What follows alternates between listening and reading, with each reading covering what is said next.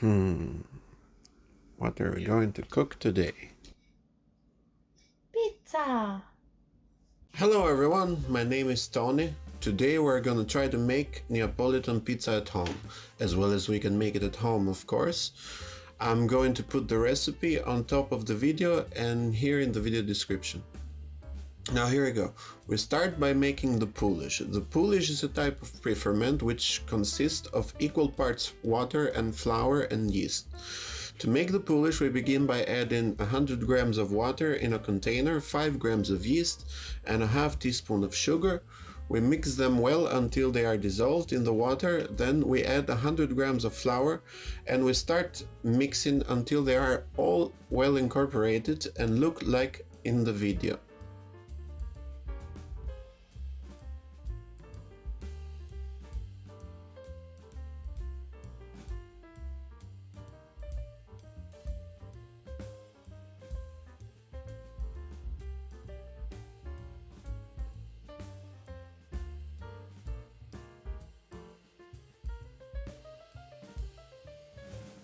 Then we close the lid and we put it in the fridge for 24 hours.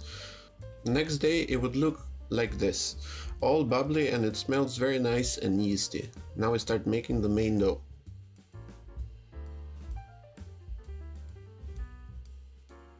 Now we grab a bowl and we add the remaining water from the recipe, the salt and a pinch of yeast.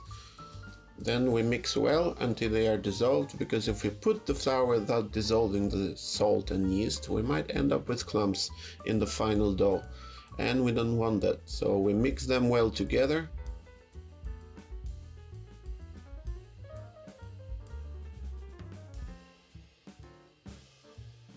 Then we add the whole Poolish from the day before.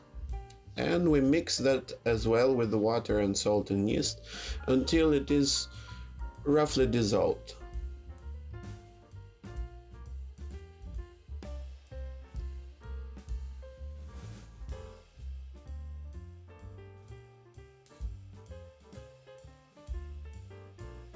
Now we add the remaining flour and start working it.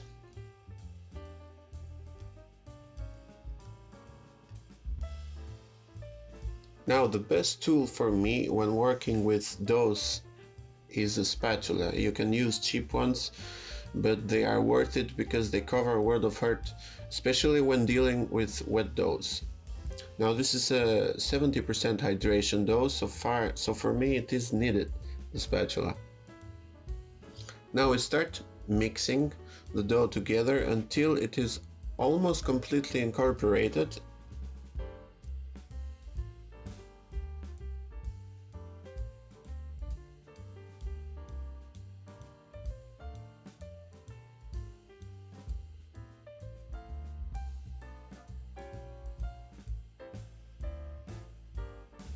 And then we pull it out of the bowl and we put it in the counter. Make sure you grab everything from the bowl. Because this is a high hydration dough, we are going to use a technique called slap and fold. This is the most effective technique for handling high hydration doughs, and it is done like I'm showing you in the video. We grab the dough with both hands from each side and we lift it up and slap it on the counter. Not very hard unless you really hate your neighbors, because you're going to do this for about 5 minutes straight, right? I'm going to make a video explaining all the techniques of handling dough in the future.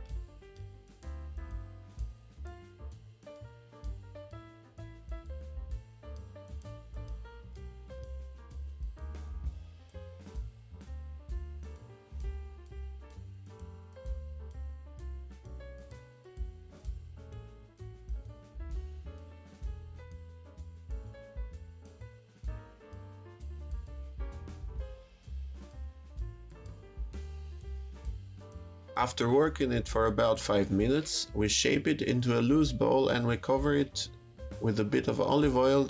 Then we put the ball on top of it and we let it rest for about 30 minutes there on the counter. Now that it has relaxed, we put a tiny bit of olive oil on the working surface and we turn the ball upside down Then we start stretching it as much as we can without tearing it up. This is called lamination, and we do this to strengthen the gluten for a better crumb structure at the end.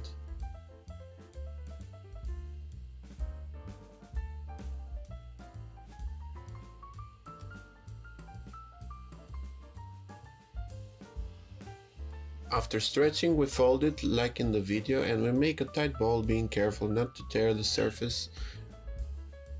This part is so pleasant to do and to feel the smooth dough. After we do this, we put it in the bowl, we cover it and we let it rest until doubled. Now, I'm not going to give you your exact times because time depends on temperature, and the temperature in your home may differ from the temperature in my home. For me, it took about 1.5 hours, and the temp in my house is about 28 degrees Celsius, 82 Fahrenheit. After the dough is fermented and doubled in size, we grab the dough and we put it in the counter. Make sure that you grab everything from a bowl.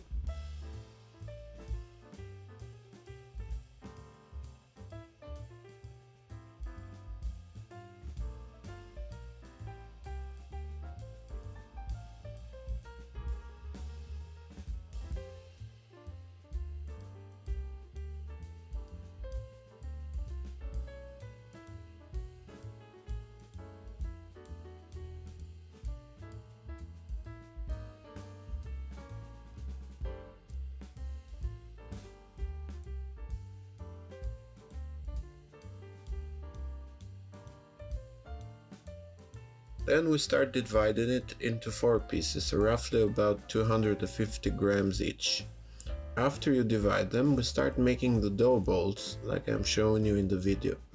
Grab one piece of dough and start folding all the corners in the middle, and then turn it upside down and start making the ball by putting your hands underneath. One goes up and one goes down, tightening the ball, and then do the same thing for the other ones. Put them in containers with a bit of olive oil and then close them and wait for them to double in size. Meantime, at this time you should start preheating your oven at max temp with convection if you have it. If you don't, just max temp. Now let's talk ingredients. First, you're gonna need mozzarella, of course, tomato sauce, Parmigiano Reggiano, a bit of olive oil, and my favorite ingredient of all, fresh basil, possibly from a plant like in the video, but if you can find it, just leaves, it's okay. Now a little bit on how to prepare the sauce. In a bowl we add a can of tomato sauce, preferably Pelati San Marzano tomatoes. Where I live I can't find San Marzano brand tomatoes, but I can find different brand with Pelati tomatoes. In the sauce we add salt, pepper, some basil leaf broken up, and then we crush them all by hand. Because you don't want to blend them, because you need some chunks. It should be fresh, the tomato sauce, when you taste it, and some chunks gives you a nice texture.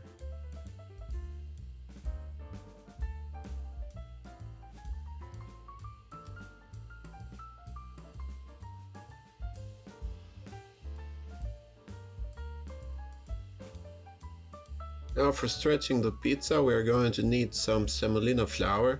We use semolina flour because it makes it less sticky and it doesn't burn in the oven, as opposed to using just plain flour. However, we mix it with some plain flour.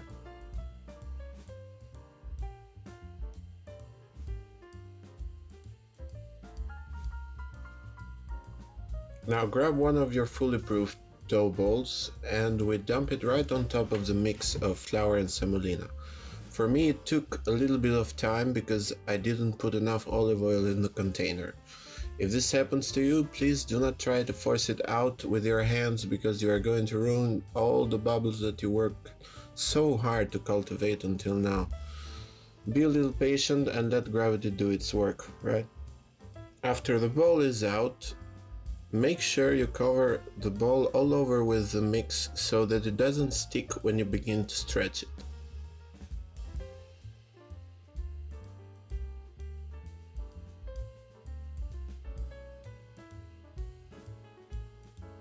After you stretch it a little bit, put the dough in the back of one of your hands and with the other push the flour to the side and then keep stretching, making sure to leave the crust intact about 2 centimeters.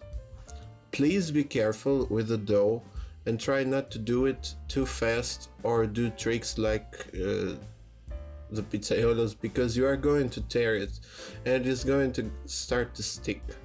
Talking from experience here. We're not trying to impress anyone here, we're at home, we're just trying to make a good pizza to eat. After you have stretched it enough, we grab the pizza peel and swoop it under the pizza. Fix the shape a little bit, and we add the sauce, being careful not to cover the crust, and off to the oven.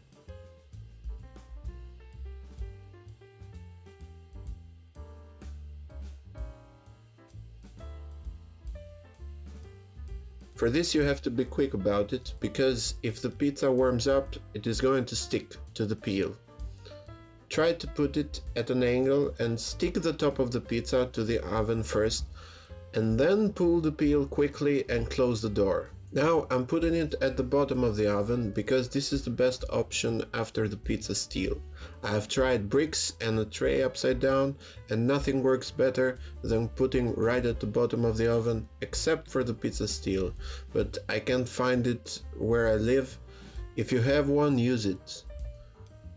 We are going to leave it there for about 4 minutes until it is starting to look a little golden brown, but please be careful not to let it burn. After 4 minutes, we take it out and proceed to top it with the other ingredients. We add the mozzarella, but not too much because the dough is going to get soggy, and top it with a little bit of olive oil and off to the oven again.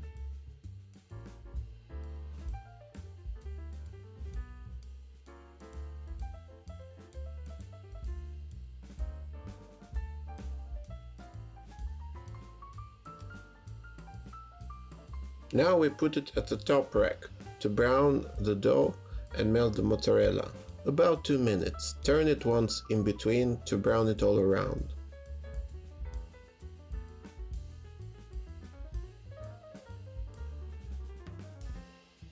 And then we pull it out and slide it on the serving plate.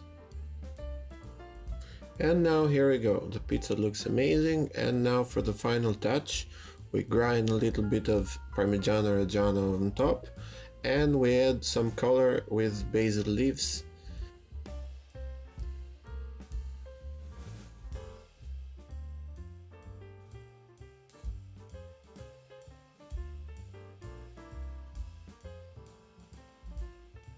Now let's see about that crust.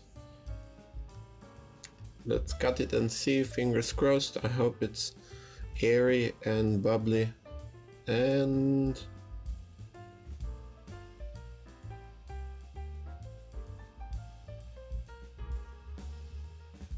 yes, it is nice. So this was it, everybody. I hope you enjoyed it. Thanks for watching. Please leave a like and subscribe, and I'll see you on the next one. Bye.